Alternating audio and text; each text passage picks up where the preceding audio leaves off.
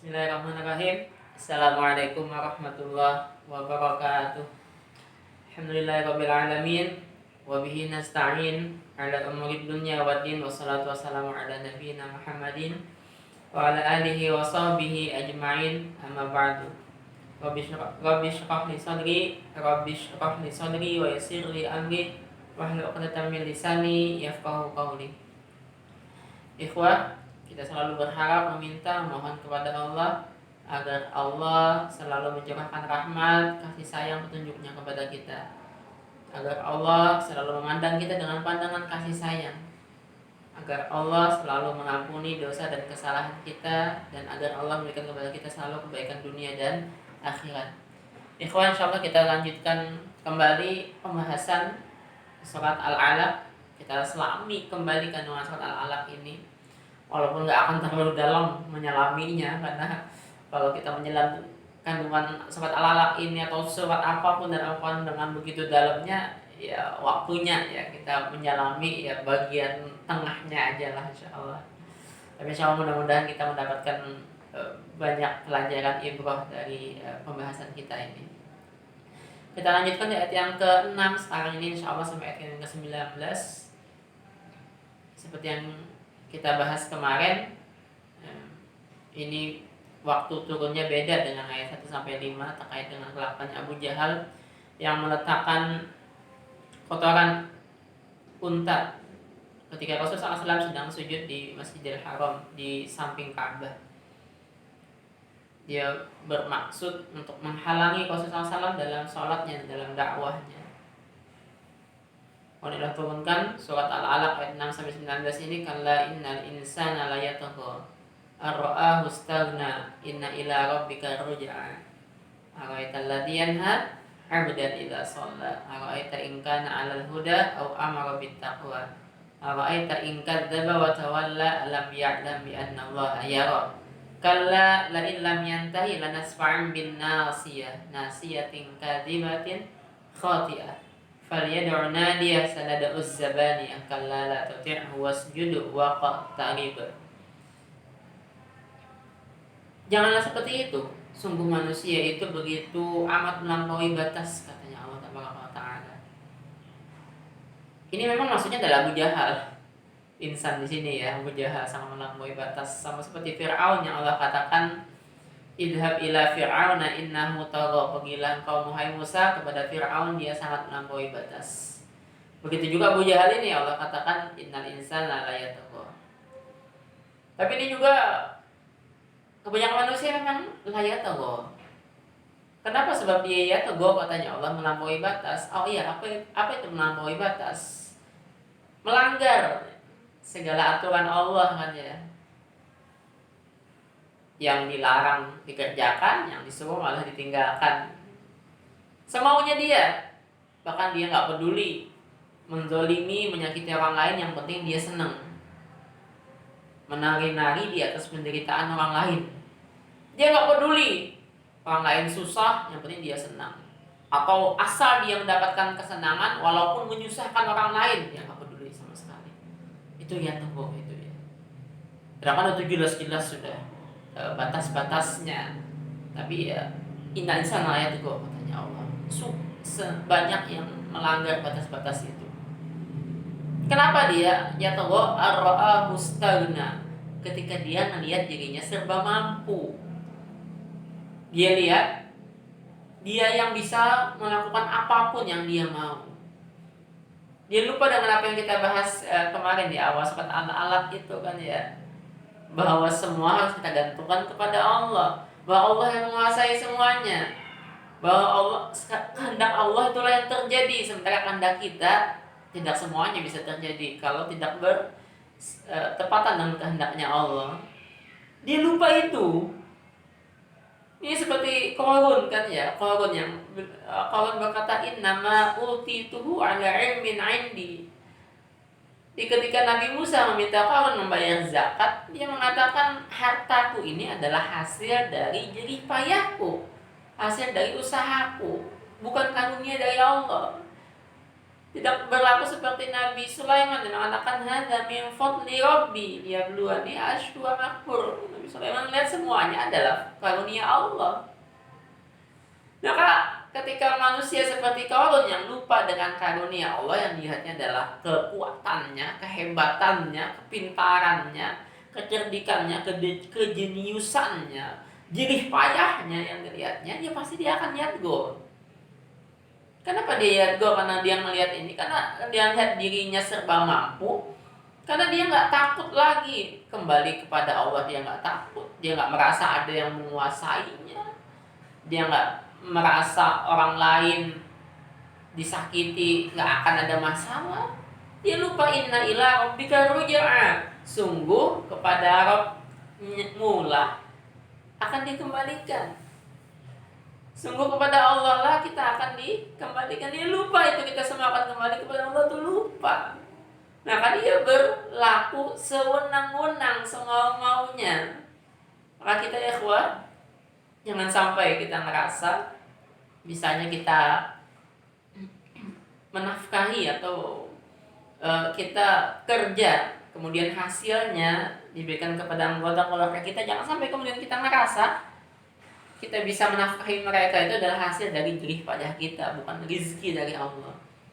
Karena kalau sampai kita merasa menafkahi anggota keluarga kita dari hasil jerih payah kita, maka kita pasti akan berlaku ya togoi. Jangan sampai kita kemudian menolong orang lain merasa itu adalah hasil dari usaha kita bisa menolong orang. Nah kalau kita seperti itu, kita pasti akan menjadi ya togo, melampaui batas. Kita ngajar, kita ngerasa kita orang yang pinter. Kita berdakwah, kita ngerasa yang pinter. Ketika orang meninggalkan kita, maka kita pasti akan menjadi ya togo. Atau saat mengajar itu pun kita akan menjadi orang yang ya togo semau-maunya ya togo. Maka katanya Allah, kita perhatikan apa yang dilakukan oleh Abu Jahal ini. Ara'aital ladzi yanha, tidakkah engkau memperhatikan orang yang melarang, mencegah abdan idza shalla, seorang hamba ketika dia mau sholat. Begitu luar biasanya gitu Bang ya, ini ya. Orang mau berbuat kebaikan saja dicegahnya, orang mau berbuat kebaikan saja dihalang-halanginya. Hingga ketika Rasulullah SAW, ini abdan ini Rasulullah SAW kan ya, ayat ke-10 ini abdan ini adalah Rasulullah SAW, seorang hamba ketika dia mau sholat. Dia semaunya aja, seenaknya aja, dia ngerasa ini mengganggu kepentingannya, dia ngerasa ini akan merusak tatanan kehidupan di kota Mekah, maka dia menghalangi. Ini orang yang lihat tadi itu, menghalangi orang lain dalam melakukan kebaikan. Ara'aita in kana 'ala huda, padahal engkau memperhatikan, tidak akan memperhatikan bahwa Rasulullah SAW itu berada di atas petunjuk. Tidak ada satupun yang diajarkan oleh Rasulullah SAW itu yang tidak baik. Semuanya pasti adalah baik. Dan semua penduduk Mekah saat itu pun mengakui tidak ada yang diajarkan oleh Rasulullah SAW itu semuanya kecuali adalah kebaikan. Yang dianjurkannya kebaikan, yang dicegah oleh Rasulullah SAW itu pasti adalah sesuatu yang nggak baik. Silaturahim, tolong menolong, rendah hati, dan yang lainnya termasuk ibadah-ibadah, semuanya adalah dalam petunjuk. Ara'aita in kana 'alal huda au amara bittaqwa, atau dia memerintahkan kepada ketakwaan. Nah, seperti inilah kita ya. Kalau kita mau mencintai Rasulullah SAW, yang beliau Rasulullah SAW selalu merasakan dari awal surat Al-Alaq itu Allah katakan iqra bismi rabbikal ladzi khalaq, maka kita nggak akan gentar dalam berdakwah, dalam mengajak orang kepada ketakwaan, dalam mengajak orang kepada petunjuk, nggak akan gentar. Indah kan ya ceritanya Abdullah bin Mas'ud yang ketika beberapa orang sahabat berunding, kemudian kata mereka tidak pernah dibenarkan akuan ini kecuali oleh Rasulullah SAW, kata orang-orang Quraisy. Maka siapa yang diantara kita yang mau mendengarkan Abdullah bin Mas'ud langsung menunjukkan tangannya. Saya katanya, jangan engkau, katanya sahabat yang lain. Engkau bukan siapa-siapa di sini, nanti kalau engkau dihajar nggak akan yang bisa melindungimu. Tapi beliau bersikeras membenarkan Al-Quran kepada penduduk Mekah. Beliau membaca Al-Quran kemudian di samping Ka'bah dengan suara kencang, beliau membaca surat Ar-Rahman.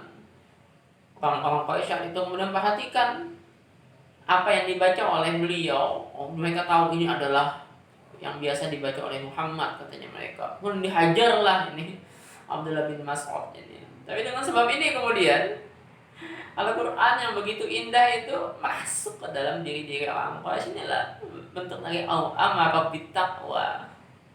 Jangan takut kita dalam menyembahkan kebaikan ini, karena yang kita perhatikan tadi adalah Allah. Ara'aita in kadzdzaba wa tawalla. Tidak memperhatikan bahwa Abu Jahal ini dalam posisi mendustakan dan berpaling. Padahal alam ya'lam bi anna Allah yara, karena dia tahu bahwa Allah selalu melihat kita. Ingat ikhwah, bahwa Allah selalu memperhatikan kita. Jangankan yang lahir ini, hati kita pun Allah perhatikan. Maka berhati-hatilah selalu dalam perkataan kita, dalam perbuatan kita, bahkan apa yang di dalam pikiran dan hati kita, berhati-hatilah selalu. Karena alam ya'lam bi anna Allah yara. Jangan sampai sedikit pun ada dalam perasaan kita merasa istagna, merasa diri kita serba mampu. Kenapa sih akan jadi? Ya tuh, ingat ya, Allah Maha memperhatikan. Maksudnya memperhatikan ini bukan cuma sekedar ngeliat ya. Pasti Allah juga akan membalas, akan ada perhitungan dan pasti akan Allah balas juga.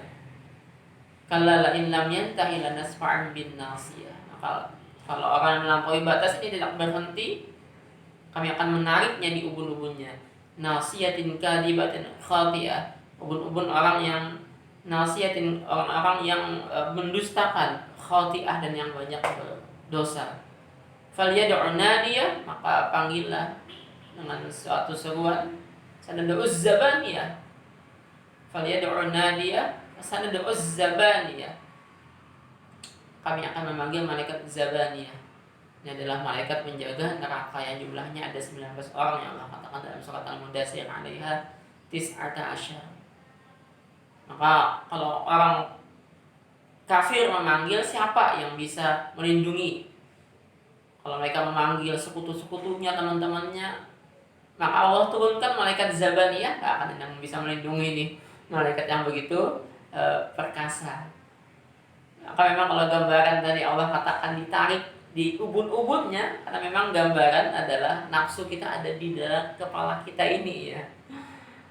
Nafsu ada di dalam kepala kita ini. Maka itulah kemudian dikatakan nasiyatin kadibatin khati'ah. Kalla la in lam yantahi lanasfa'an bin nasiyah. Karena yang di dalam kepala kita inilah yang kadang mengajak kita macam-macam, pikiran kita di dalam kepala inilah yang mengajak kita kadang macam-macam dalam melakukan dosa dan maksiat. Kalla la tuti'hu wasjud waqtarib. Maka janganlah kita mengikuti jejaknya Abu Jahal. Tunduklah kepada Allah dan bersujudlah kepada Allah. Ini salah satu dari surat ayat sejadah yang kita ketika terakhir membaca ini dianjurkan, disunahkan untuk bersujud. Tanda ketaatan kita kepada Allah. Ini saja ya ikhwah yang dapat saya sampaikan. Intinya di sini perhatikan selalu kekuasaan Allah, perhatikan selalu bahwa Allah selalu melihat dan mengawasi kita. Maka jangan semaunya kita melakukan pekerjaan apapun, tapi selalulah dalam bimbingan Allah dan jangan takut dalam berdakwah karena Allah ada selalu bersama kita. Hadani Allah wa iyyakum ajma'in. Assalamualaikum warahmatullahi wabarakatuh.